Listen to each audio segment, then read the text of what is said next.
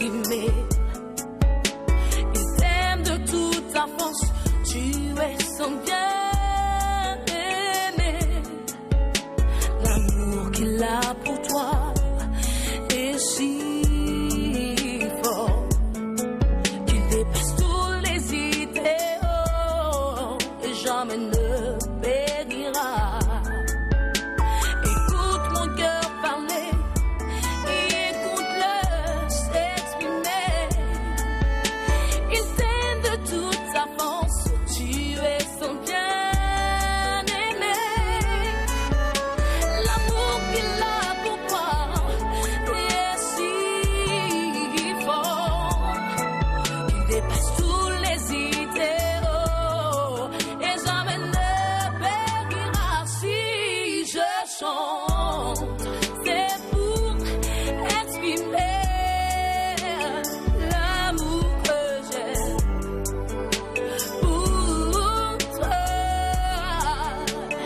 Il est si fort qu'il dépasse tous les idéaux.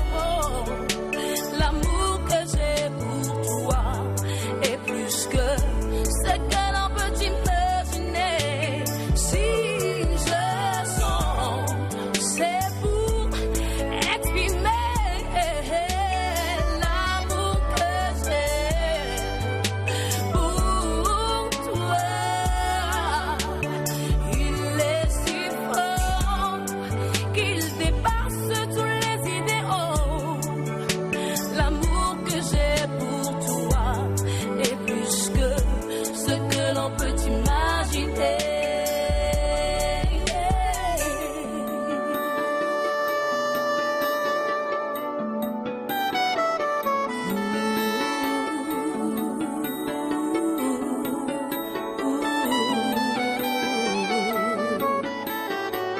Je t'aime Seigneur, je t'aime mon Dieu, je t'aime mon roi, je t'aime Jésus. Je t'aime, je t'aime, oh, de tout mon cœur.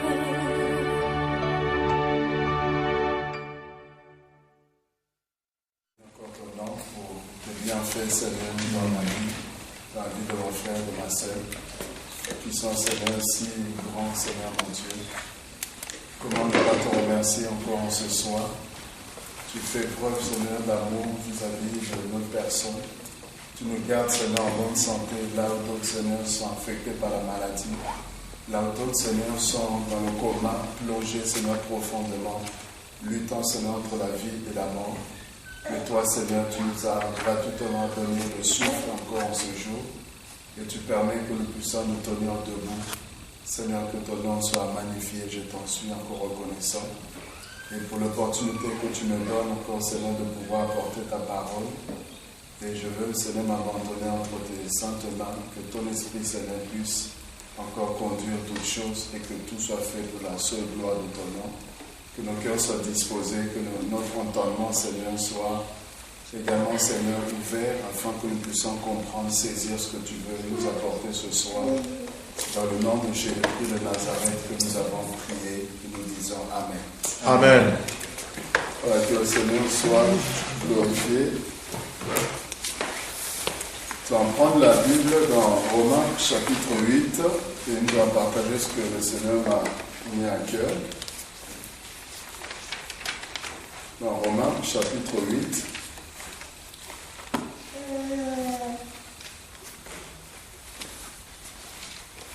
Et nous allons au verset 28.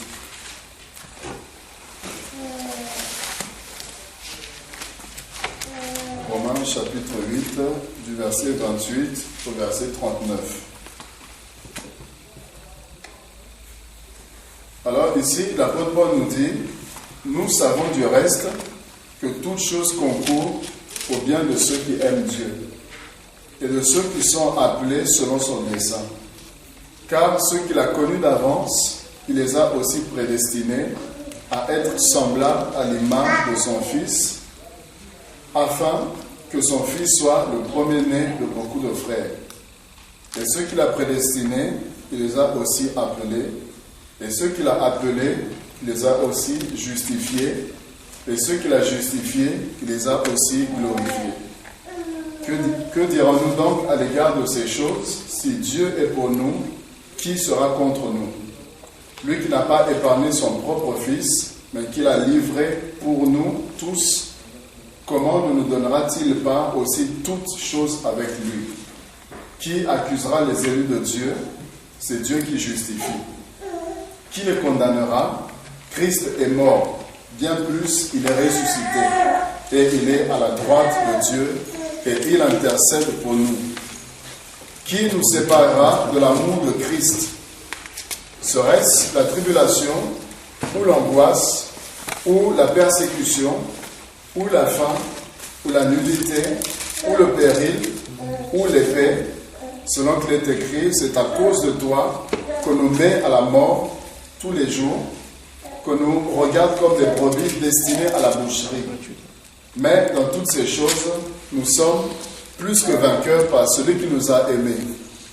Car j'ai l'assurance que ni la mort, ni la vie, ni les anges, ni les dominations, ni les choses présentes, ni les choses à venir, ni les puissances, ni la hauteur, ni la profondeur, ni aucune créature ne pourra nous séparer de l'amour de Dieu manifesté en Jésus-Christ, notre Seigneur. Amen. Amen. Amen. Amen.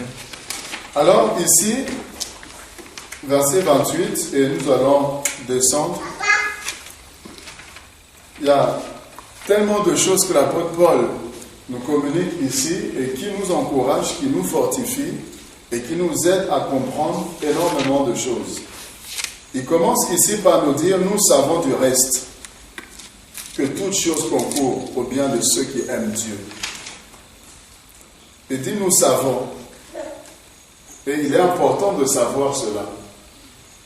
Parce que si nous ne comprenons pas le fonctionnement de Dieu, on risque de pleurer là où on doit se réjouir. On risque de se lamenter là où on doit glorifier le Seigneur. Marie était en train de pleurer alors que Jésus était ressuscité. Logiquement, elle devait se réjouir. Parce que le Seigneur était là, il était ressuscité, mais elle était en train de pleurer. C'est quand Jésus va lui parler, Marie, Marie. Et c'est là qu'elle va voir que c'était le Seigneur. Et qu'il était ressuscité, alors que pour elle, Jésus était mort. Nous savons, il dit, et nous devons, en tant qu'enfants de Dieu, savoir. Il dit que toute chose concourt au bien de ceux qui aiment Dieu. C'est-à-dire celui qui est connu de Dieu, celui qui a Dieu dans sa vie, celui qui a abandonné sa vie entre les mains de l'Éternel, celui que Dieu tient sa vie entre ses mains, celui que Dieu conduit, la personne que Dieu dirige, ben, cette personne-là doit comprendre, doit avoir l'assurance que Dieu est au contrôle de toutes choses dans sa vie. C'est-à-dire qu'il n'y a pas une situation qui va arriver dans ta vie et que Dieu ne soit pas au courant. Il n'y a rien qui arrive, il n'y a rien qui peut te toucher, il n'y a rien qui peut t'atteindre. Il n'y a pas une situation qui peut arriver sans pour autant que Dieu ne soit au courant. Il est celui qui sait parfaitement toutes choses. Amen. Amen. Dieu connaît toutes choses. Et Dieu n'est jamais surpris, puisqu'il sait toutes choses à l'avance. Avant même qu'une parole sorte de ta bouche, Dieu sait déjà de quoi est-ce qu'il sera question. Donc nous devons avoir cette assurance. Dieu est au contrôle de ma vie. Est-ce que quelqu'un peut dire Dieu est au contrôle de ma vie? Dieu est au contrôle de ma vie. Et je vous assure, parfois on peut se poser des questions. Parfois on peut avoir l'impression que là, Dieu, qu'est-ce qui se passe? Est-ce que Dieu est toujours avec moi? Est-ce que Dieu me connaît toujours? Est-ce que Dieu marche toujours avec moi? Mais nous devons avoir l'assurance que toute chose qui nous arrive, c'est pour notre bien. Même si sur le présent, sur le moment, on ne comprend pas toujours. Parce que nous limitons la souffrance, nous limitons la persécution, on se limite au combat, on est braqué, nos yeux sont braqués sur l'épreuve, Et alors on peut se lamenter, on peut penser que Dieu nous a abandonnés, que Dieu nous a laissés, que Dieu est insensible à notre cas, à notre situation. Alors que Dieu sait parfaitement qu'au travers de cette situation, il y a une autre dimension, il y a une autre étape dans laquelle il va t'introduire. Amen. Amen. Dieu ne fait rien au hasard. Dieu ne permet rien au hasard. Tout ce que Dieu permet, c'est pour un but. La Bible dit Dieu a fait toutes choses pour un but. Même si la maladie vient à te toucher, c'est pas pour autant que Dieu ne t'aime pas. C'est pas pour autant que tu n'es pas enfant de Dieu. Non, loin de là. Si la maladie te touche, c'est pour que tu expérimentes la guérison. Amen. Amen. Et là, quand Dieu va te guérir, tu sauras qu'il est Jéhovah Rapha, le Dieu qui guérit. Et là, quand tu parleras de la guérison divine, tu parleras avec assurance, tu seras à l'aise. Parce que tu ne parles pas des choses en l'air comme ça, tu parles de ce que tu as expérimenté, tu as vu toi-même. Mais dans la maladie, on pleure. Dans la souffrance, on pleure. Et là, la femme de Job peut venir pour dire, mais tu crains Dieu, tu intègres, tu es ceci, tu te sacrifies, tu jeûnes, voilà tout ce que tu fais pour Dieu, et regarde ce que tu as en récompense, voilà ce que tu as en retour. Mais tu n'as qu'à maudire Dieu et puis mourir. Nous avons un Dieu qui est tellement mystérieux qu'on ne peut pas le connaître. On ne peut pas sonner Dieu, on ne peut pas maîtriser Dieu. On ne peut pas maîtriser les plans de Dieu. Les plans, les projets de Dieu, le dessein de Dieu, je vous assure, personne ne peut les maîtriser, personne ne peut dire qu'il connaît Dieu parfaitement. Non. Personne ne peut me dire dans 2 heures exactement ce qui va arriver dans sa vie. Personne ne le sait. Amen. Amen. Personne ne le sait. Dans 1 heure, qu'est-ce qui va arriver exactement? Personne ne le sait. Mais Dieu sait toutes choses. Dieu sait parfaitement dans 2 heures, dans 3 heures, dans 2 jours, dans 1 semaine, dans 1 an, dans 2 ans. Dieu sait parfaitement dans 10 ans ce que sera ta vie. C'est pourquoi Jésus pouvait dire à Pierre, avant que la nuit ne tombe, tu me régneras 3 fois. Quelqu'un comme Pierre, sûr de lui, pouvait dire que non, Seigneur, là, tu peux tromper. Moi, là, te renier, non, jamais. S'il faut mourir avec toi, là, moi, je mourrai. Les autres, là, peuvent t'abandonner, mais moi, Pierre, jamais de la vie, je mourrai avec toi. Jésus dit, tu vas me renier à 3 reprises. Et Pierre a douté. Mais c'est quand il va se retrouver à renier le Seigneur à 3 reprises, c'est là qu'il va se rendre compte que, le Seigneur sait parfaitement toutes choses. Il connaît tout. Amen. Amen. Donc, soyons en paix, faisons confiance à Dieu. Tout ce qui arrive, que ce soit en bien ou en mal, tout ce qui nous arrive, essayons de voir qu'est-ce que Dieu veut que j'apprenne dans cette situation. Qu'est-ce que Dieu veut que je comprenne. Et là, vous allez voir qu'on va aborder les situations d'une autre façon. C'est-à-dire là où les autres vont pleurer, mais celui qui a compris que Dieu est au contrôle de sa vie, il va se réjouir. Et tu as l'impression qu'il n'a pas de problème, alors qu'il a peut-être plus de problèmes que toi. Mais il sait que les problèmes qui arrivent à sa vie, c'est parce que Dieu veut se glorifier quelque part. Alors, il fait confiance à Dieu. Amen. Amen. Toutes choses, tout ce qui arrive, tout ce que Dieu permet, d'une façon ou d'une autre, même si ce n'est pas aujourd'hui, mais demain, ce sera une expérience pour toi. Demain, ce sera un témoignage pour toi. Demain, tu comprendras que non, tu remercieras même Dieu. Je vous assure, il y a des choses, sur le moment, tu ne comprenais pas. Mais quand tu traverses l'épreuve, quand tu traverses la situation, le désert dans lequel Dieu t'a placé, au jour d'aujourd'hui, tu bénis Dieu. Tu dis, Seigneur, merci de m'avoir fait passer par ce chemin, parce que sans ça, je ne pourrais même pas tenir aujourd'hui. Si je peux tenir aujourd'hui, faire malgré le combat, malgré tout ce qui peut arriver, c'est parce que Dieu, tu m'as fait passer par là. Les épreuves, tu remercies Dieu parce que ça t'a forgé. Sinon là, tu ne peux pas tenir. Et ce que j'aime avec Dieu, c'est Dieu te parlera. Dieu te donnera des belles paroles. Dieu va te dire ce qu'il veut faire avec toi.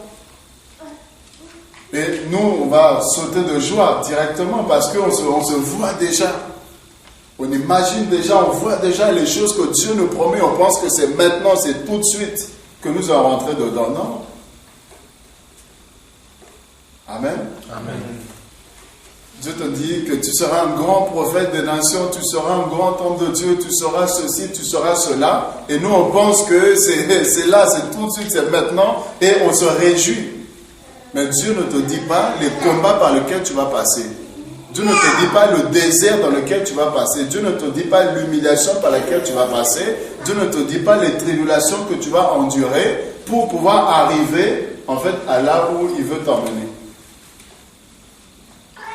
Et si on ne comprend pas cela, on risque en fait d'avorter de l'appel.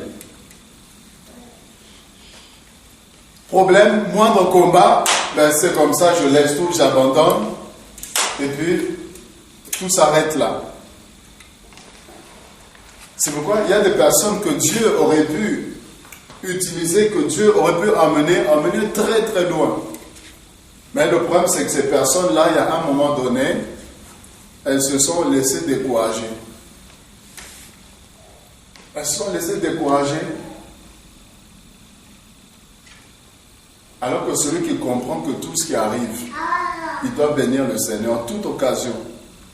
Glorifions le Seigneur. Rendons-lui grâce. Même si tu ne comprends pas, le Seigneur sait toutes choses. Seigneur, toi seul, tu sais pourquoi tu permets cette situation. Alors je te bénis, je te rends grâce. Vous voyez, quelqu'un qui comprend cela, qui a saisi cela, je vous assure, nous allons avancer. On n'aura pas le temps de s'asseoir et puis de se lamenter, de se plaindre. On n'aura pas le temps. On avancera toujours avec le Seigneur. Notre foi sera toujours intacte, quoi qu'il arrive.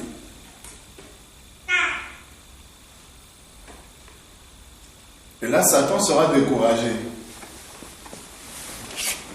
Sera découragé pour dire, mais quelles que soient les attaques, quel que soit tout ce qu'il peut faire, tu rends grâce à Dieu et tu continues ton chemin, tu avances. Ça, c'est la foi. Ça, c'est la foi. La confiance en Dieu.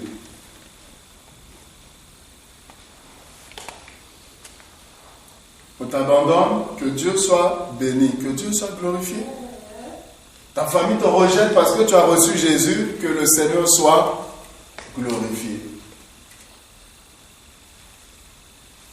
Et Dieu sait par où il est en train de te faire passer. Et très souvent on accuse Satan, alors que non, ce n'est pas forcément le diable. Dieu lui-même aussi nous fait passer par certains chemins, certains déserts, pour nous éprouver, pour voir à quel point notre cœur est attaché à lui, pour voir jusqu'où nous sommes prêts à aller avec lui. Quand tout va très bien, oui, nous aimons le Seigneur, mais c'est quand Dieu permet certaines difficultés. Est-ce que notre amour reste intact? Est-ce que notre foi reste intacte? Est-ce que notre obéissance à Dieu reste intacte? Ou est-ce que nous commençons à négliger les choses de Dieu parce que ça ne va pas? Amen. Amen. Si tu aimes Dieu, est-ce que quelqu'un aime Dieu ce soir? Amen. Voilà. Si tu aimes Dieu, comprends que tout ce qui arrive dans ta vie, c'est une bonne occasion, c'est une bonne chose pour toi. Même si tu ne le vois pas aujourd'hui, demain tu vas le voir. Même si tu ne comprends pas aujourd'hui, demain tu vas le comprendre. Et tu glorifieras Dieu pour cela. De ceux qui sont appelés selon son dessein. Appelés selon son dessein. Je crois qu'il y a une personne qui est appelée ici.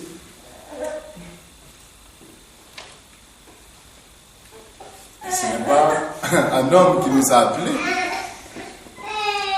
Parce qu'un homme peut t'appeler aujourd'hui et demain, il peut te renvoyer facilement.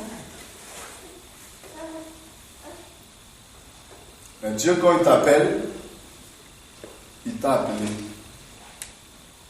Quand Dieu te choisit, il t'a choisi.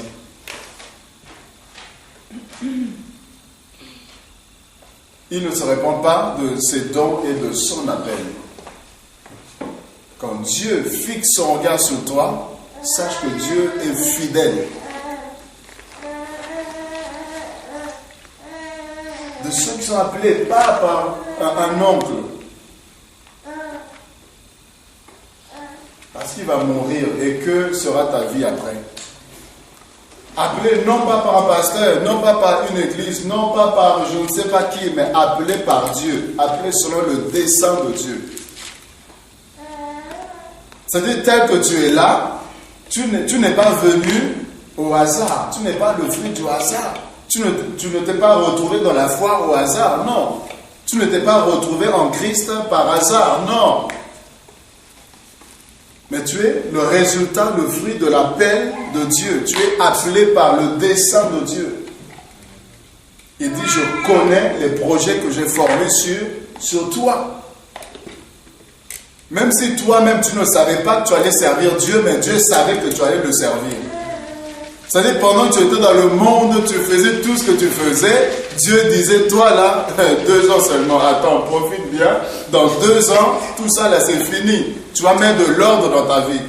Et toi tu pensais que voilà, dans 10 ans, tu faisais déjà tous tes projets.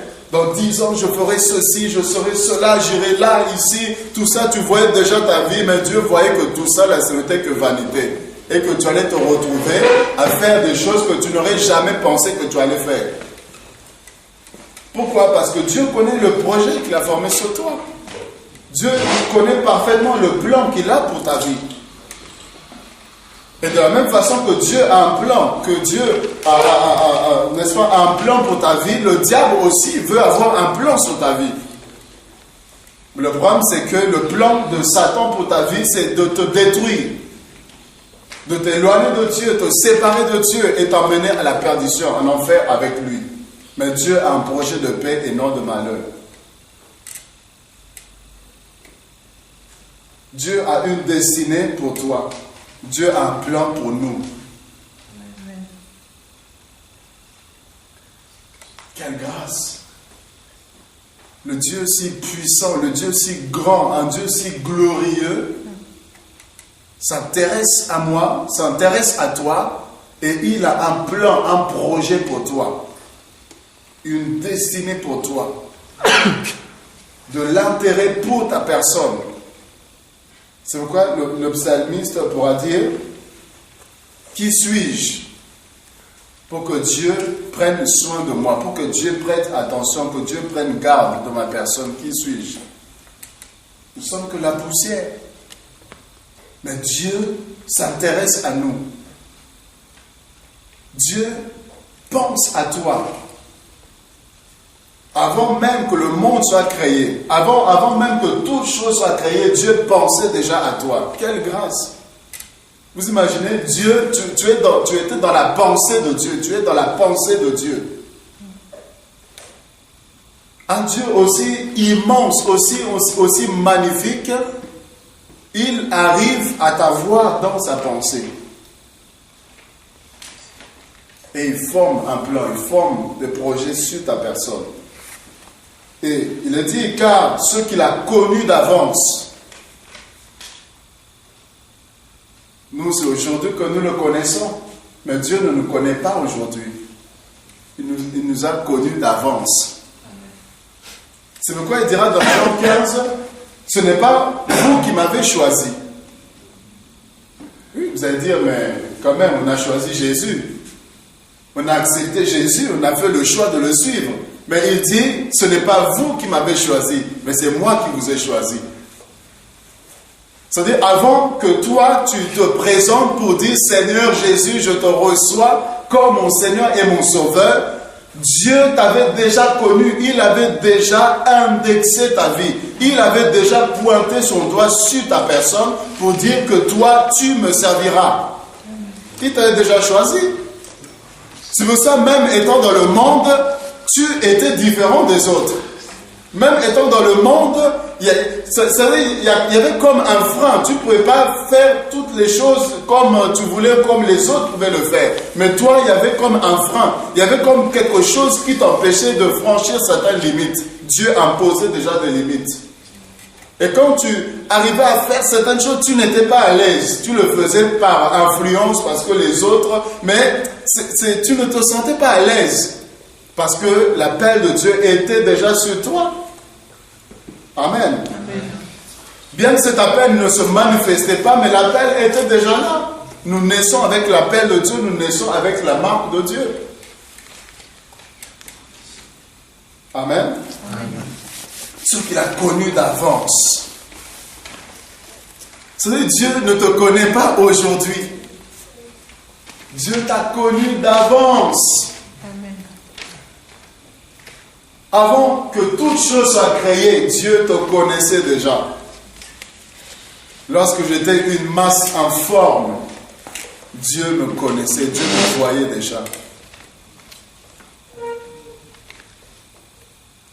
C'est-à-dire, si il te connaît d'avance, à quand même plus forte raison. Je veux dire, là, maintenant, ta vie, avant même que tu existes, te connaissait. À quand même plus forte raison, là que tu existes et que tu as fait le choix de t'approcher de lui. À quand même plus forte raison, Dieu te connaît. Donc, si Dieu me connaît, Dieu connaît mes souffrances. Si Dieu me connaît, Dieu connaît mes combats. Si Dieu me connaît, Dieu connaît mes épreuves. Si Dieu me connaît, Dieu sait tout de moi.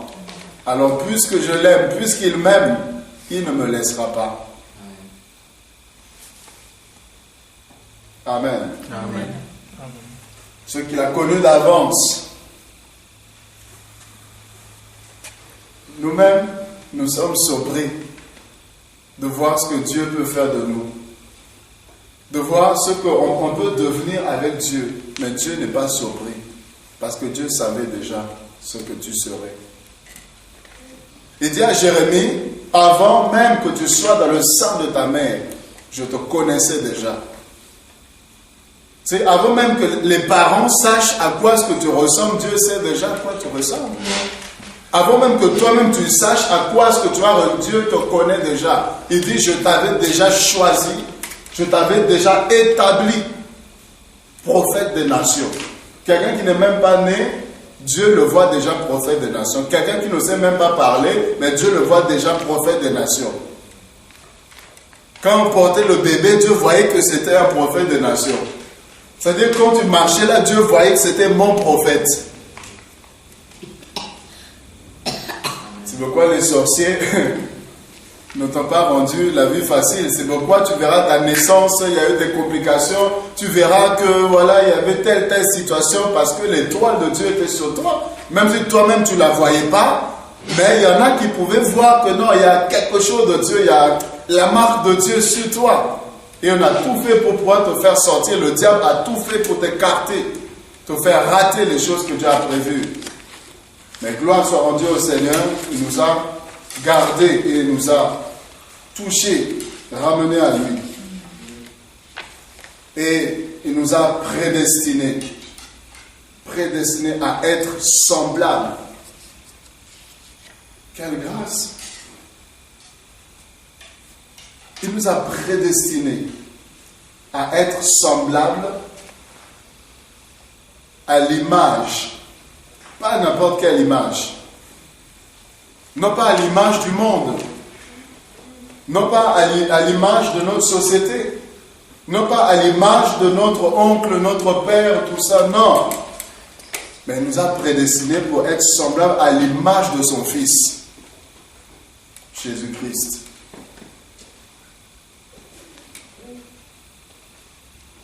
Dieu veut que nous soyons comme son Fils Jésus.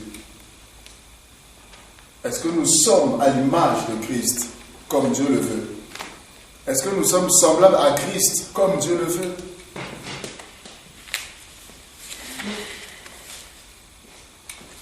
Quand vous me voyez, amen? Quand vous me voyez, c'est moi, n'est-ce pas? Et si on met ma photo, n'est-ce pas que ce sera toujours moi? Sauf que la photo, ce sera mon image. N'est-ce pas? C'est mon image, mais l'image reflète ma personne. Quand vous voyez la photo, c'est moi que vous voyez. Tout comme vous me voyez, vous pouvez dire que c'est moi. Et si vous voyez ma photo, l'image vous dira que c'est cette personne-là, c'est la même personne. Si nous sommes créés à l'image de Dieu, c'est-à-dire lorsque nous voyons, nous devons refléter Christ. On doit voir que non, c'est Jésus, c'est le Seigneur. On doit voir Jésus au travers de nous, puisque nous sommes son image. Créés à son image, nous devons ressembler à Christ. C'est pourquoi on pouvait dire, ceux-là sont chrétiens, parce qu'ils le ressemblaient, ils avaient l'image de Christ. Et c'est ce que Dieu veut pour nous. Afin que son Fils soit le premier-né de beaucoup de frères. Et ceux qu'il a prédestinés. Ceux qu'il a prédestinés.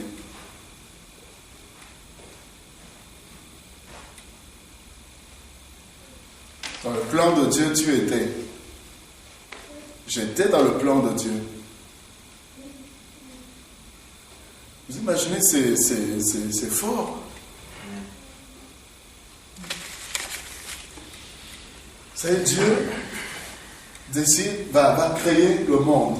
Premier jour, deuxième jour, troisième jour, voilà ce qu'il va faire, voilà ce qu'il va créer, ceci, cela, cela, cela. Et quelque part dans la pensée, dans la prédestination, dans l'esprit de Dieu, tu étais là.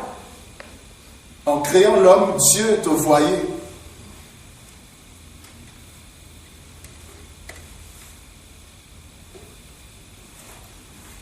À être prédestinés et il les a aussi appelés.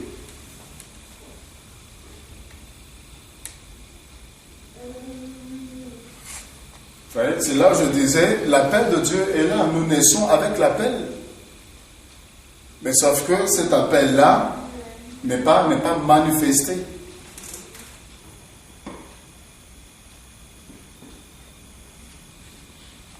C'est de là où tu verras, même dans le monde, tu pouvais déclarer des choses, tu pouvais dire des choses, et les choses arrivaient, ça s'accomplissait. Et tout le monde s'étonnait, mais comment c'est possible, comment? Tu pouvais te dire qu'il y a telle personne, je vois telle personne qui arrive. Et bizarrement, dans les minutes qui suivent ou les heures qui suivent, la personne arrive, alors que ce n'était pas prévu que la personne vienne. Et tout le monde est étonné, mais comment c'est possible? Amen. Amen. Ceux qu'il a prédestinés les a aussi appelés. Et ceux qu'il a appelés, il les a aussi justifiés. Vous savez, quand Dieu t'appelle, c'est toi, c'est ton histoire avec Dieu. Chacun d'entre nous sait comment est-ce que Dieu l'a appelé. C'est la rencontre qu'il y a eu entre lui et Dieu, l'histoire. Je parle de personnes qui ont rencontré véritablement le Seigneur. Quand je dis rencontrer, ce n'est pas forcément de façon physique, mais cette relation de cœur à cœur où le Seigneur a touché ton cœur par son esprit. Et tu as reconnu sa grandeur, sa majesté, et tu as accepté de fléchir ta vie et de le laisser conduire ta vie.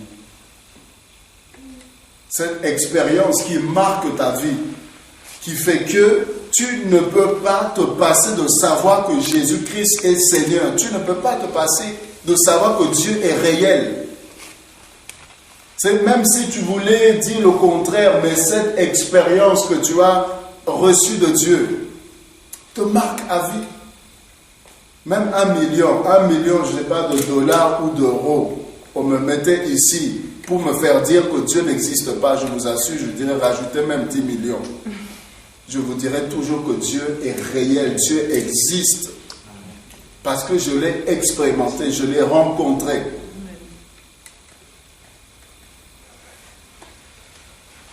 Même la plus belle femme au monde, même si on la mettait là, on dit prends cadeau. Mais dis-nous que Dieu n'existe pas, je vous assure, je vous dirai que Dieu existe. Parce que si je vous dis que Dieu n'existait pas, je serais menteur, je me mentirais à moi-même.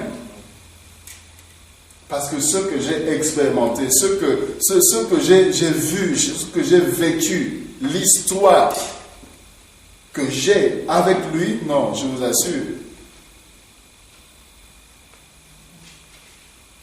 Ça te marque toute ta vie. Et l'appel, c'est personnel, c'est quelque chose de personnel.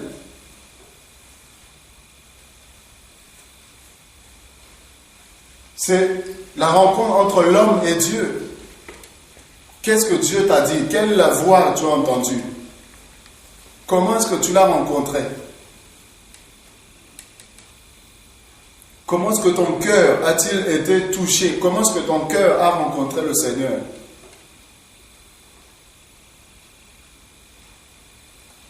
Et c'est ça qui fera que là où l'autre peut abandonner, toi tu vas t'accrocher. Là où celui qui est à côté de toi pourra traîner les pieds, mais toi tu fonceras, tu avanceras. Parce que tout est question de relation avec Dieu. Tout dépend de la relation que tu as, de l'intimité que tu as avec lui.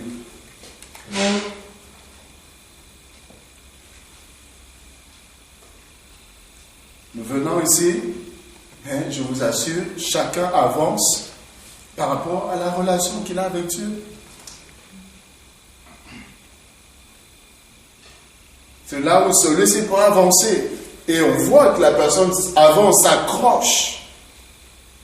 Et celui-là, c'est un peu plus compliqué, plus difficile. C'est une question de relation. Et j'aime bien ce que Ésaïe 53 nous dit. Ésaïe dit, qui a cru à ce qui nous était annoncé? Ou à notre prédication dans notre version. Qui a cru à notre prédication ou à ce qui nous était annoncé? Et il dit, qui a reconnu le bras de l'Éternel? Et nous savons que le bras de l'Éternel, c'est Jésus-Christ. Il pose la question, qui a reconnu le bras de l'Éternel? Jésus est venu, la lumière est venue chez les ciels ne l'ont pas reçu. Le Messie vient, ils n'ont pas reconnu que c'était le Messie qu'ils attendaient. Ça veut dire quoi? Je veux dire par là que même si Dieu t'a appelé, ne crois pas forcément que tout le monde reconnaîtra cet appel. Mais ce qui est important, ce qui est essentiel, c'est que toi, tu saches que tu as l'assurance que Dieu m'a appelé. Est-ce que vous comprenez? Amen. Amen.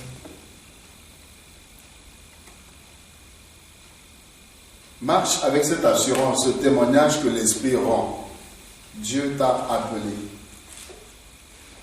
Que les gens reconnaissent cet appel ou pas, ce n'est pas le problème. Ce qui est important, c'est que toi-même, tu reconnaisses cet appel, que Dieu t'a appelé.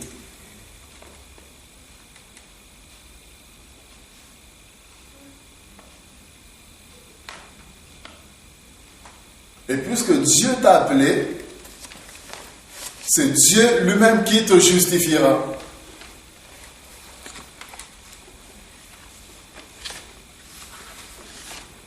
Oui, ce n'est pas toi qui forcera les gens à reconnaître cet appel. Non.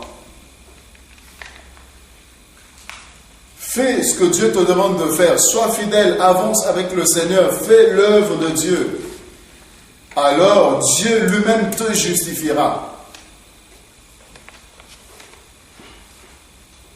On vient voir le Seigneur pour dire que, bon, nous savons que tu es de Dieu, car les choses que tu fais, personne ne peut le faire si Dieu n'est avec lui. C'est-à-dire, en même temps, ces personnes-là ne reconnaissaient pas Jésus, mais malgré eux, elles reconnaissaient quand même le Seigneur. Pourquoi? Parce que les œuvres que Dieu accomplissait au travers de Christ témoignaient qu'il est de Dieu.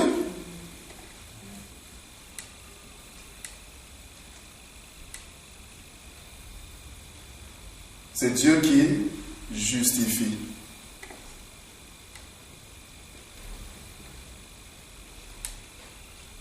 Et je vous assure, il n'y a pas mieux que d'être justifié par Dieu. Parce que si tu veux le faire toi-même, tu vas te fatiguer. Tu vas t'épuiser. C'est de là où Joseph pouvait expliquer à Marie, plutôt Marie pouvait expliquer à Joseph qu'elle était enceinte, mais ce n'était pas par une autre personne qu'elle avait trompée. C'était trop compliqué pour Joseph.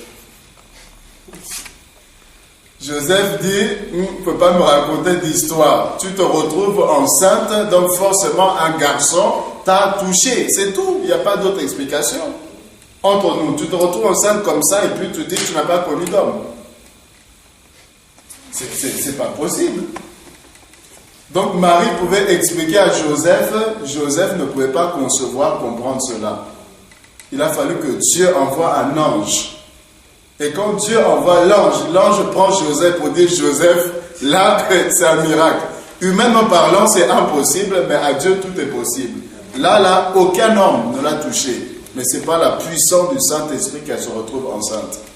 Quand l'ange là a parlé à Joseph, Joseph a compris. Il est allé voir Marie pour dire pardon. On est ensemble, on ne va pas se séparer.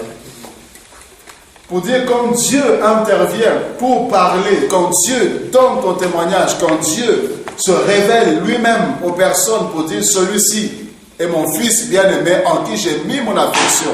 C'est-à-dire à ce moment-là, même ceux qui ne...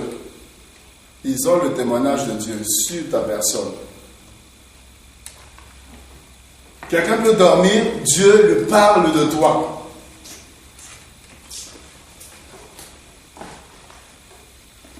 Dieu justifie.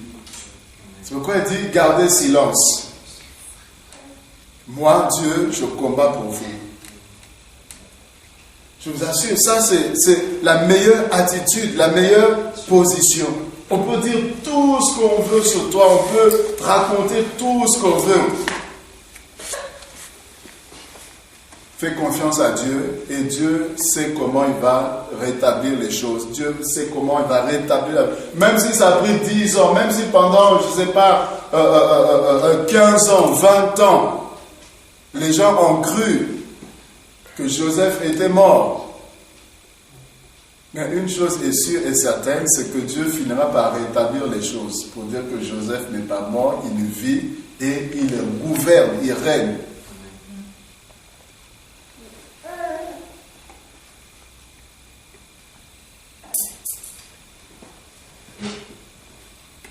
Amen. Amen.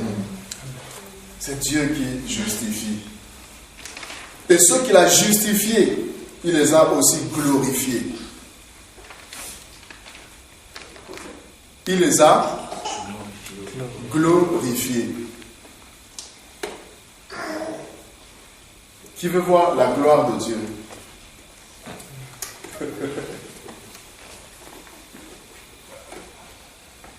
La gloire de Dieu a un prix. C'est pas, il les a appelés, il les a glorifiés, non. Il l'appelle et il va te justifier. Et c'est ensuite qu'il va glorifier.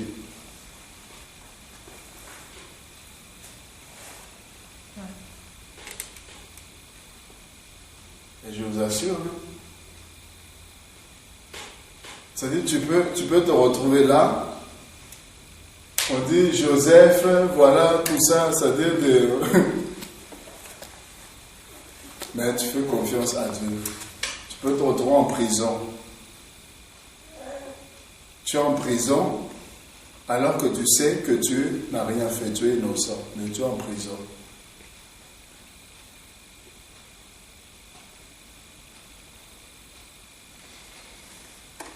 Non, dites-moi, Joseph était en prison, qu'est-ce qu'il avait fait? Il a tué qui? Mais il se retrouve en prison. Mais il avait confiance en Dieu, il savait que Dieu est juste. Et que s'il était passé par là, c'était dans le plan de Dieu. Peut-être, je ne sais pas, mais en tout cas, ce n'est pas un hasard. Il fallait qu'il soit fidèle. C'est tout ce que Dieu veut. Sois fidèle. Tu ne comprends pas, mais sois fidèle. Accuser faussement, mais sois fidèle à Dieu et fais confiance à Dieu.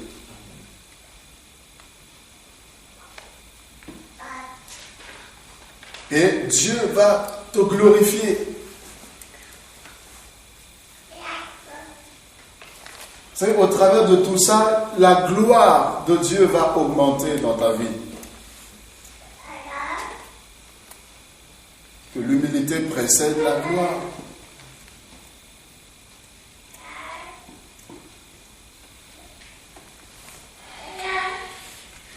Que dirons-nous au verset 31?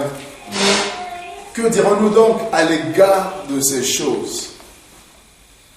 Si Dieu est pour nous, qui sera contre nous?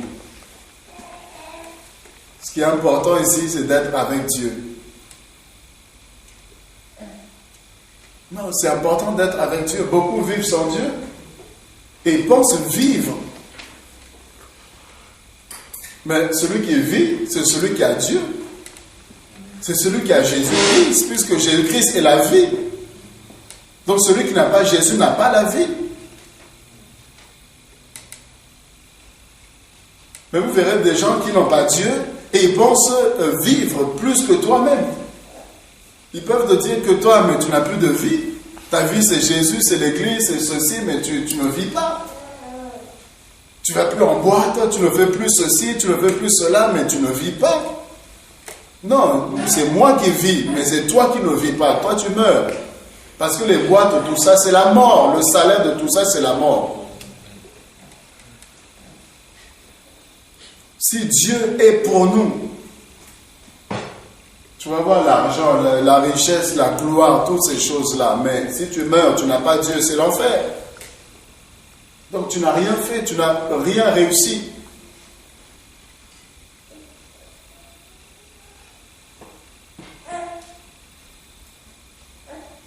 Nous qui avons Dieu, c'est une grâce. Même si parfois, je ne sais pas, on ne réalise pas, on ne saisit pas la grâce que nous avons d'être enfants de Dieu. Le privilège que nous avons de connaître Dieu, je vous assure, c'est une grâce. De voir qu'il y en a qui vivent sans connaître Dieu, accident de voiture, la personne est morte.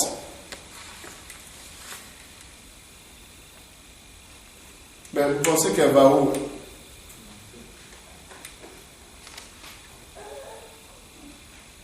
Vous allez voir une jeune fille, belle, tout ça, se croit tellement, je ne sais pas, tout ça, invincible, ceci, voilà, et elle dort comme ça, une crise, et puis voilà, elle est partie. Toute la beauté s'envole en fumée. La vanité, la poussière. Et là, même si tu avais tous les hommes, mais si tu n'avais pas Dieu, tu n'as personne. C'est pourquoi nous qui avons Dieu, faisons tout pour que Dieu soit avec nous. Que nous soyons avec Dieu, mais que Dieu soit avec nous également. Et pour que Dieu soit pour nous, dans la prière, la fidélité à Dieu, une vie de sanctification, là Dieu sera pour nous. Dieu va nous approuver. Et si Dieu approuve les voies d'un homme, il dispose favorablement à son égard. Même ses ennemis, Dieu fléchira tes ennemis. Parce que Dieu t'approuve. Et Dieu est avec toi. Vous imaginez, Dieu est avec toi, Dieu est pour toi. C'est-à-dire quoi? C'est-à-dire que toute personne qui se lève contre toi, toute personne qui se lève pour te défier, c'est l'affaire de Dieu. Non, vous n'avez pas compris. C'est-à-dire que tu n'es pas seul. Tu as Dieu avec toi. Vous savez, celui qui te touche, il a touché Dieu aussi. Celui qui touche à ton enfant, n'est-ce pas qu'il t'a touché? Non, quelqu'un qui vient, qui prend ton enfant, il balance ton enfant par terre. Tu vas dire quoi? Non, moi il ne m'a pas touché, c'est mon enfant qui l'a touché. N'est-ce pas? N'est-ce pas? Oui. On prend ton enfant, on balance ton enfant par terre. Toi, tu dis, non, moi, c'est pas moi qui l'a touché, c'est mon enfant qui l'a touché. Donc, non, là, tu vas réagir. Même si, là, c'est pas toi qui l'as touché, mais ton enfant, c'est toi. On touche à ton enfant, on t'a touché. Et si Dieu est pour toi, c'est-à-dire tout ce qui t'arrive là, ça inquiète Dieu. C'est-à-dire Dieu s'intéresse. Toute situation, là, Dieu voit, Dieu veille à ce que les choses, là, soient correctement faites. C'est même s'il y a un problème, là, Dieu veille à ce que la finalité, la solution soit apportée. Même s'il y a des combats, Dieu veille à ce que la victoire te soit donnée. Même s'il y a une attaque, là, Dieu veille à ce que Satan soit confondu. C'est-à-dire Dieu, il veille, il prend soin. Si tu sembles avoir, je ne sais pas, la malédiction, Dieu va veiller à ce que la bénédiction puisse être sur toi d'une façon où toi-même tu diras non, Dieu, tu m'as trop béni. Vous avez déjà vu quelqu'un dire à Dieu, tu m'as trop béni? Vous avez déjà vu quelqu'un où on lui donne quelque chose, dit non, tu m'as trop donné. Non, il va prendre. Mais ça dit tellement que tu es enfant de Dieu, tellement que Dieu ne veut pas que la malédiction puisse te frapper, la malédiction que le diable se réjouisse sur ta vie, il va te bénir d'une façon où non, toi-même tu dis Dieu, non, tu m'as trop béni. Donne un peu aux autres. Mais Dieu dira c'est pour toi. Amen. Amen. Si Dieu est pour nous, qui sera contre nous? Qui sera contre nous? Personne. Les sorciers, c'est pas un problème pour toi. Vous voyez, c'est-à-dire, tu ne trembles même pas devant les sorciers. Même si on dit, oh, c'est pas, je sais pas, c'est le plus grand sorcier de je ne sais pas où. Si Dieu est pour toi, tu es tranquille. C'est lui qui va trembler, c'est lui qui va avoir peur, c'est pas toi.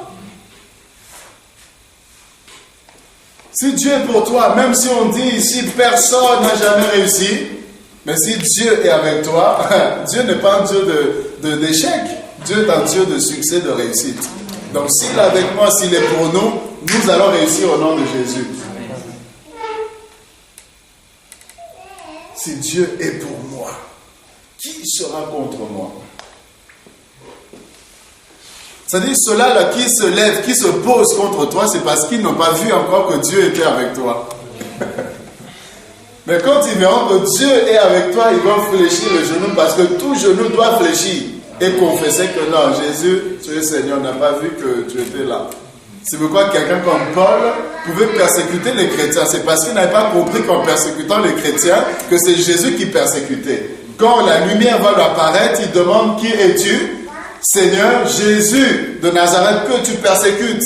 Quand il a compris qu'en persécutant les chrétiens, c'est Jésus qui persécutait, il s'est mis à genoux pour dire Seigneur, qu'est-ce que tu veux que je fasse maintenant? Amen. Amen. Et là, regardez, hein, si on prend le verset maintenant dans le sens, hein, si Dieu est contre toi, qui sera avec toi? Hein, si Dieu est pour nous, qui sera contre nous? Mais si maintenant Dieu est contre toi, qui sera pour toi? Ça veut dire quoi? Ça veut dire que tu peux avoir tous les hommes derrière toi. Tu peux avoir toute la foule derrière toi.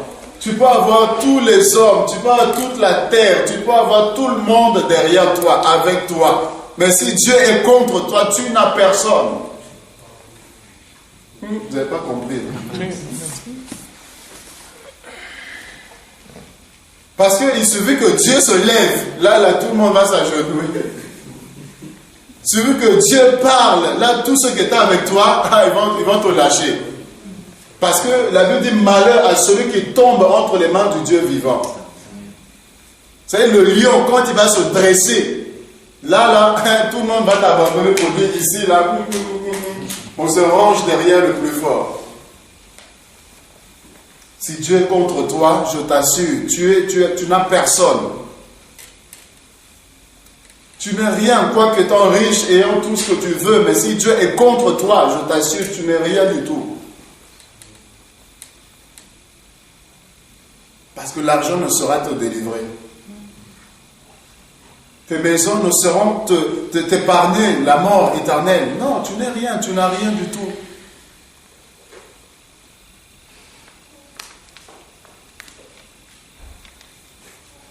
Amen. Lui qui n'a pas épargné son propre fils, mais qui l'a livré pour nous. Vous imaginez? Dieu va donner son propre fils. Il va le livrer à la souffrance. Il va accepter que son fils se soit rejeté, soit maltraité. Qu'on puisse le faire subir tout ce qu'il a subi. Et tout ça par amour pour toi. Est-ce que tu peux réaliser le degré de l'amour de Dieu pour ta vie? Ce que Dieu est capable de faire pour toi.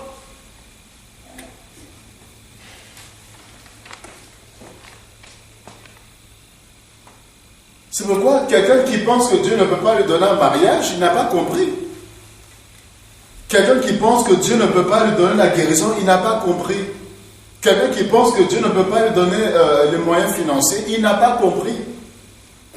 Parce que si Dieu est capable de te donner son Fils unique, mourir à la croix, être maltraité, on va nous cracher dessus, humilier. Si Dieu est prêt à accepter de faire ce sacrifice, à combien plus forte raison, je dis la guérison, toutes ces choses-là, ne donnera-t-il pas? C'est ce que Paul est en train de nous dire ici. Amen. Amen. S'il n'a pas épargné, il a livré son propre Fils, comment ne nous donnera-t-il pas aussi toutes choses avec lui? Donc celui qui a Dieu a tout. Celui qui marche avec Dieu, celui qui est dans le camp de Dieu, il a tout. Même si tu n'as pas l'impression, mais tu as tout. Paul dit, nous sommes regardés, considérés comme pauvres, mais nous enrichissons plusieurs. Comment quelqu'un qui est pauvre peut enrichir les gens? C'est-à-dire, même si je suis pauvre, mais au nom de Jésus de Nazareth, je déclare une parole, ça va s'accomplir. C'est nos richesses là, nous, on n'est pas de la terre, parce qu'on va avoir des grosses maisons, tout ça, des comptes en banque, mais tout ça, ça va rester, on n'est pas attaché aux choses terrestres. Mais nous, là, c'est les choses spirituelles. C'est là où les millions là, de cet homme ne pourra apporter la délivrance. Moi, là, je viens au nom de Jésus de Nazareth. Le démon s'en va. Amen. Est-ce que vous comprenez? Amen. Et là on dit, mais, c'est-à-dire, tu vois, la grâce de Dieu qui se manifeste là pour chasser ce démon, alors que les 1 million, l'argent, les maisons, ou le nom de quelqu'un, la position sociale de quelqu'un, ne sera pas accordé cette délivrance. Mais toi, tu viendras, même pas, tu n'as pas de maison, mais au nom de Jésus de Nazareth. C'est le démon là. Il ne va pas regarder tu es en voiture ou quelle est la marque de ta voiture. Non, lui il voit Jésus-Christ de Nazareth. Il voit Dieu avec toi. Amen. Alors que celui qui viendra avec le nom, je ne sais pas, mais sans le nom de Jésus, le démon n'en a rien à faire. Que tu sois milliardaire, tout ça, ce n'est pas ce qui l'intéresse. Ce qui le fait peur, c'est celui qui a Jésus et qui a Dieu avec lui. Amen. Amen. Et il dit, qui accusera les élus de Dieu? Verset 33. Qui va accuser les élus de Dieu?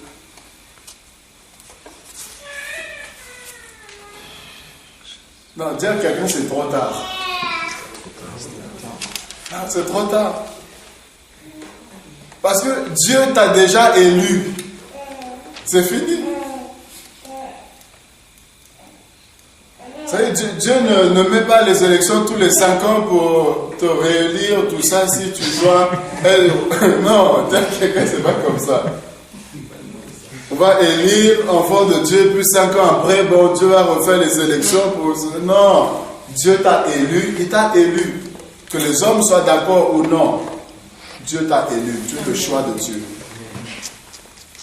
Pour te dire même, Dieu t'a choisi.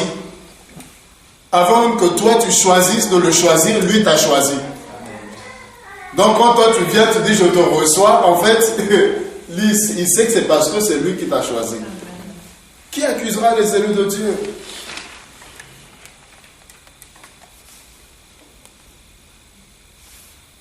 Et il dit quoi? Qui accusera les élus de Dieu? C'est Dieu qui justifie. Qui les condamnera.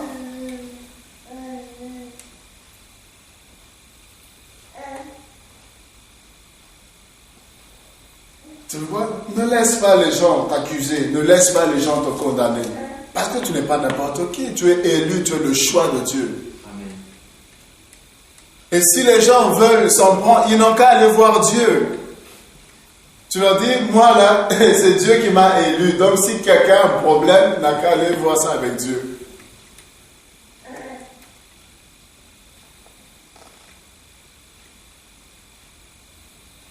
Si Satan t'accuse, il faut voir ça avec Dieu. Moi, il m'a élu à point un trait. Parce qu'on dit, Satan est l'accusateur des frères. Il nous accuse devant Dieu. Mais je vous assure, c'est parce que Dieu nous aime et Dieu sait qu'il nous a élus. C'est-à-dire, même si Satan accuse, regarde, il est ceci, il est cela, il est ceci, cela, mais Dieu nous aime et Dieu veut que nous changions quand il y a erreur. Dieu veut que nous revenions même quand on s'éloigne. Et Dieu ne laisse pas, Dieu n'accepte pas les accusations qui sont portées sur nous parce que Dieu nous aime. Et Dieu ne nous aime pas parce que nous sommes parfaits. Dieu ne nous a pas choisis parce que nous étions parfaits, il nous a choisis alors que nous étions pécheurs. Dieu nous a aimés dans notre condition de péché.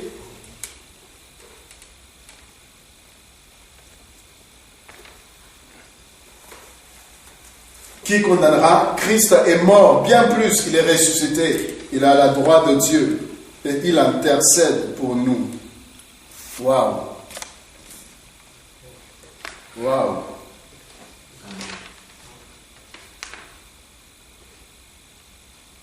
C'est-à-dire, même si le frère Kevin ne prie pas pour moi, je sais qu'il y a une personne qui prie pour moi. C'est là, non, honnêtement, vous avez l'intercesseur par excellence. Un homme de prière avec une telle efficacité. Au point où les disciples viennent voir pour dire, apprends-nous à prier. Mais c'est des grands messieurs, vous pensez qu'ils ne savaient pas prier? En tant que juifs, avec l'âge qu'ils avaient, ils savaient prier. Mais le problème, c'était de prier, mais avec résultat. Vous comprenez ou pas? C'est comme si tu sais prier, mais toi, ta prière là, tu ne vois pas de résultat.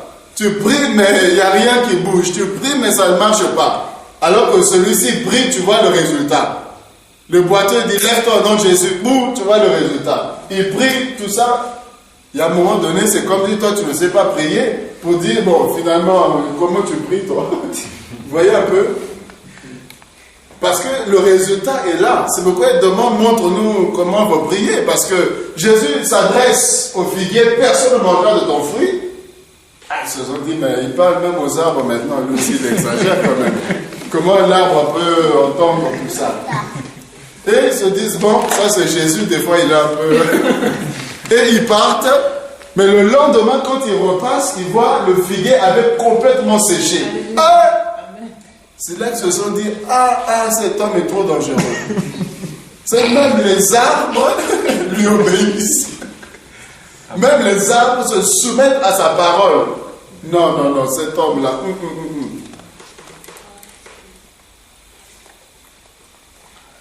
Et il intercède pour nous. Il sent ton cœur, tes reins, il connaît tes besoins parfaitement. Et il prie pour toi. C'est-à-dire, avant même que toi-même, tu saches ce que tu as besoin, Jésus sait déjà ce que tu as besoin, il intercède pour toi. Avant même que le combat arrive dans ta vie, lui a déjà vu ça et il intercède déjà pour toi.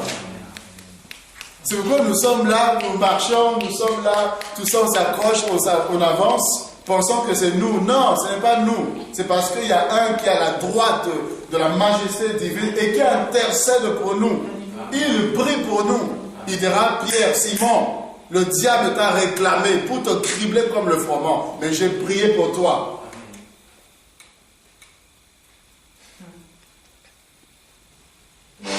Jésus intercède pour moi.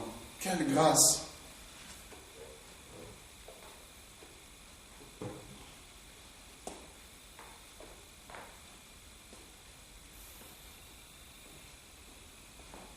Et tout ça, c'est parce qu'il t'aime, c'est parce qu'il veut te voir réussir. C'est parce qu'il veut te voir tenir ferme. Il veut te voir demeurer fidèle à Dieu. Et il intercède, il porte tes besoins auprès du Père. Il a dit, qui nous séparera de l'amour de Christ? Qui peut nous séparer de l'amour? Celui qui a goûté le Seigneur, celui qui a réalisé l'amour de Dieu, celui qui a réalisé la grâce de Dieu sur sa vie. Un Dieu si grand qui s'intéresse à nous. Les gens qui sont morts sans connaître Dieu, vous pensez que nous avons quoi de plus?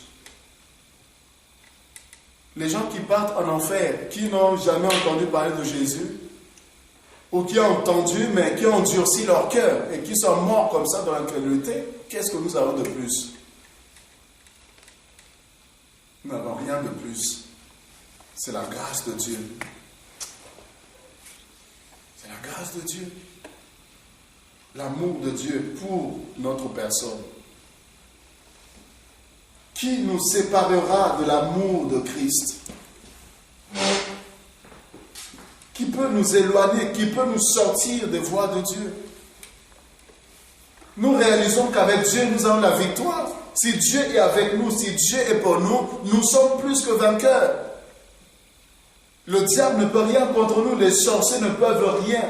La mort n'a pas de pouvoir sur nous. Alors, comment est-ce que nous pouvons encore nous séparer de Dieu? Comment est-ce que nous pouvons encore abandonner Dieu? Abandonner Dieu, nous séparer de Dieu, ça veut dire que nous nous exposons aux attaques de Satan. Nous nous exposons à la mort. Serait-ce la tribulation? Même dans la tribulation, je sais qu'en abandonnant le Seigneur, c'est ma mort. Alors autant souffrir, mais pourvu que je demeure ferme. Ou l'angoisse, la persécution,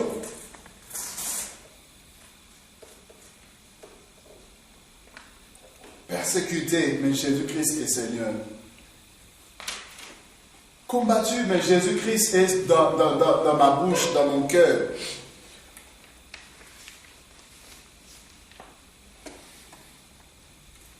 Ou la faim. Si je n'ai pas à manger, gloire à Dieu. D'ailleurs, là, on va jeûner au nom de Jésus.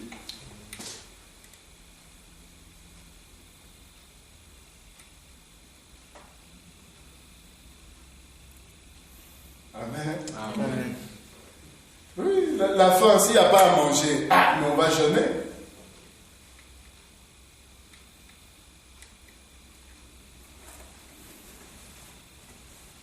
La nudité, le péril, l'épée.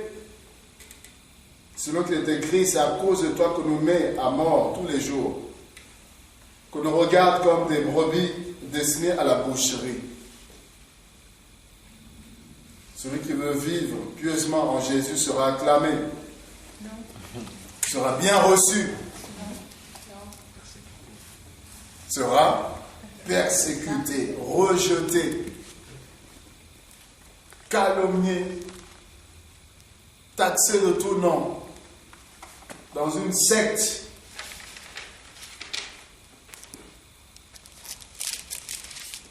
Mais qu'est-ce que tu feras?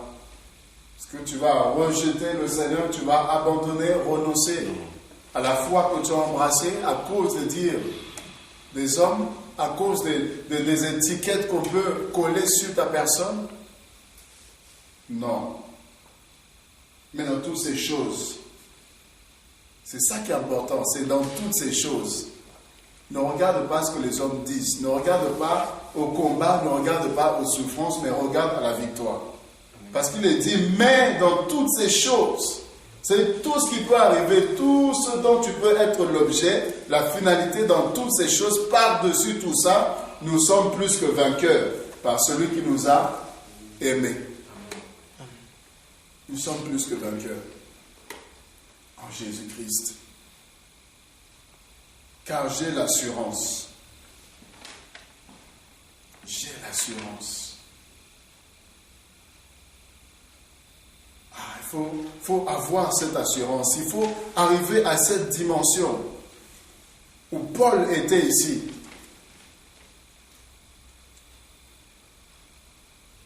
J'ai l'assurance que ni la mort, ni la vie, ni les anges, ni les dominations, ni les choses présentes, ni les choses à venir. Il dit ni les puissances, ni la hauteur, ni la profondeur, ni aucune autre créature ne pourra me séparer de l'amour de Dieu manifesté en Jésus-Christ notre Seigneur. Quelle assurance? Est-ce que tu as cette assurance?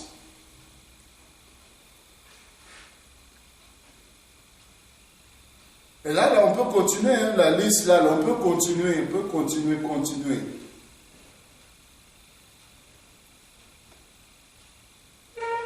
Est-ce qu'il y a une chose qui peut t'éloigner de l'amour de Dieu? Est-ce qu'il y a une personne qui peut t'écarter du plan de Dieu? Il y a une situation qui peut te faire oublier Dieu.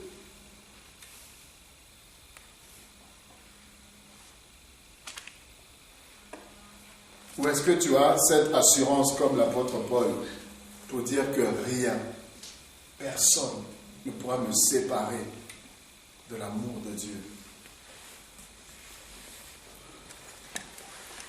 Et tu marcheras avec cette assurance.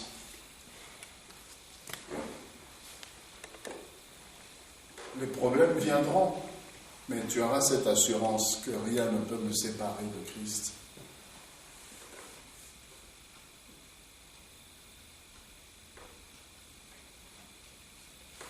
Je vous assure, quand vous voyez des personnes qui ont connu le Seigneur et qui retournent dans le monde, quand vous voyez ces personnes, vous dites que non, Dieu fait nos grâces, que nous puissions demeurer fermes. Les personnes qui ont prêché l'évangile et au jour d'aujourd'hui, qui vont vivre, qui vont retourner aux choses qu'ils ont vomies. Je te dis non, Seigneur, nous ne sommes pas meilleurs, mais non, il faut nous demeurer, nous accrocher. Prier, fléchir les genoux pour ces personnes, pour qu'ils reviennent, pour qu'ils réalisent qu'il n'y a pas mieux que le Seigneur. Il n'y a pas mieux que de connaître Dieu, il n'y a pas mieux que de servir le Seigneur, il n'y a pas mieux. Le monde avec toutes ces crises, je vous assure, nous n'aurons pas la paix dans le monde. Les gens, vous pensez que les gens dans le monde, ils ont la paix. Les gens n'ont pas la paix. Même les riches n'ont pas la paix. Avec toutes les crises, avec, tout ce qui arrive là, les gens cherchent où être en sécurité. Mais nous sommes en sécurité en Jésus.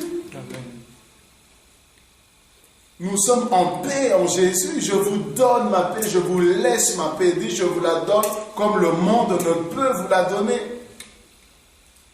Les gens dans le monde cherchent le bonheur. Mais moi, je sais que le bonheur et la grâce m'accompagneront tous les jours de ma vie. Amen.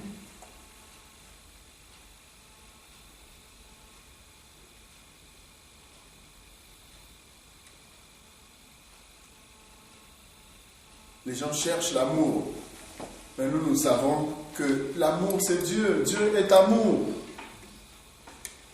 Les gens cherchent à être aimés, ils sont prêts à faire tout un tas d'efforts, de sacrifices pour être aimés, être acceptés par les autres.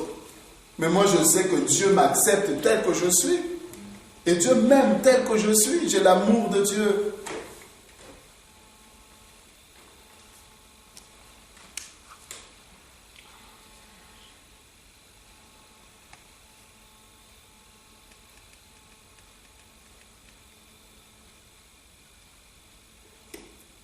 Amen. Amen. Que le nom du Seigneur soit glorifié.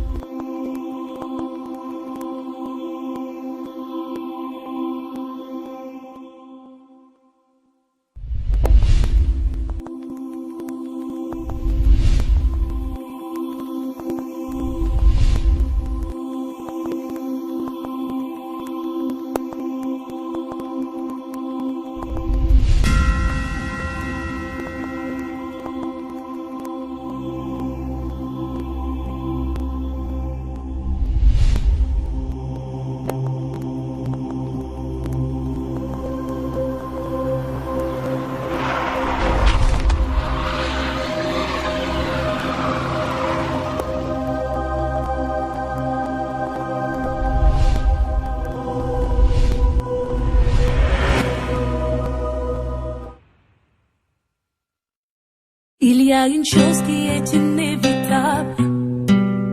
Devant elle, l'homme est impuissant.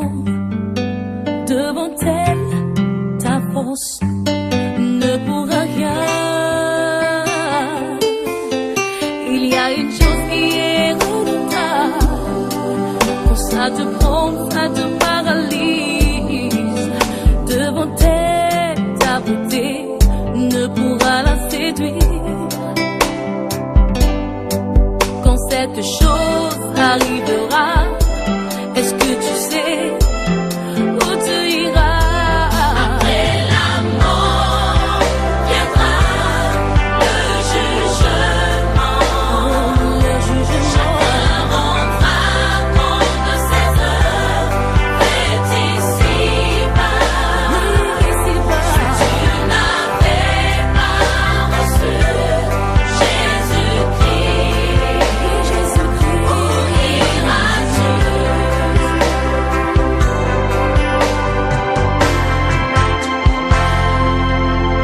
Et réjouis-toi, puis et danse, pendant qu'il est encore temps, car viendra un jour où tu partiras. Réalise avant qu'il ne soit trop tard.